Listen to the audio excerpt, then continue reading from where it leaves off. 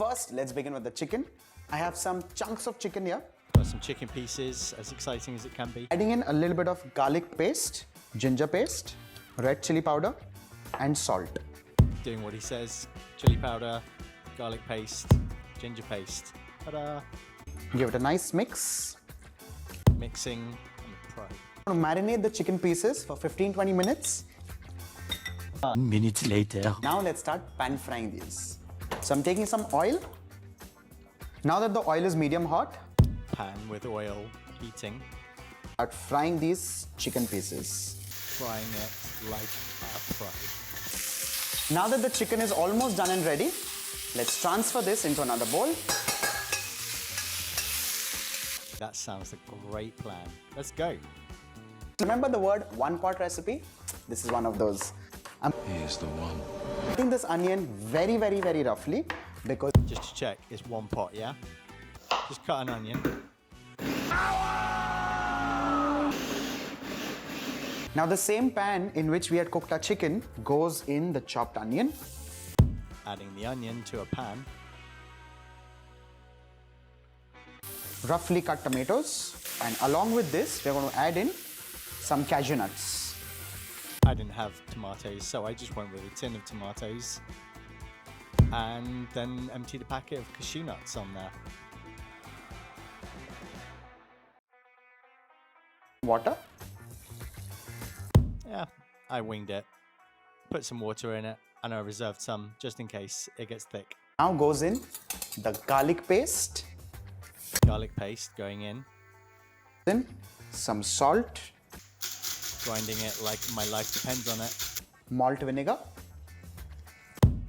I didn't have malt vinegar, so I went with white wine vinegar. Seems to work. some sugar, Some sugar, garam masala powder, garam masala, easy for you to say, powder, and some red chili powder. some red chili powder. Uncle Roger said now. We're going to let this mixture simmer for at least 15 to 20 minutes till the time the entire thing becomes nice and mushy. When you're watching this, if you wouldn't mind pressing subscribe or just pressing like just down here. Just adding some more water because I thought my sauce was looking a bit thick. 15 minutes later. Transfer this into another container. Now this container is where I'm going to use a hand blender and churn it into a fine puree. Adding the sauce to a bowl. I blend it into a fine pulp. Now that this has pureed well, I'm going to strain this in the same pan. Straining in the same pan. Chicken is also called chicken makhni, and makhni, for all we know, is not. Okay, this takes ages. It's been 84 years. And what we have here is nothing but the seeds and the skin of the tomatoes. I'm still straining. Ain't nobody got time for that. So I decided my curry was going to have some more texture than maybe the recipe. Reheating this gravy, and now is the time where goes in the butter, cream, kasuri methi, and the chicken. So adding butter, the cream, and then the chicken. A few minutes later. Now let's start plating. So finally we get to eat this. I hope this is worth the wait.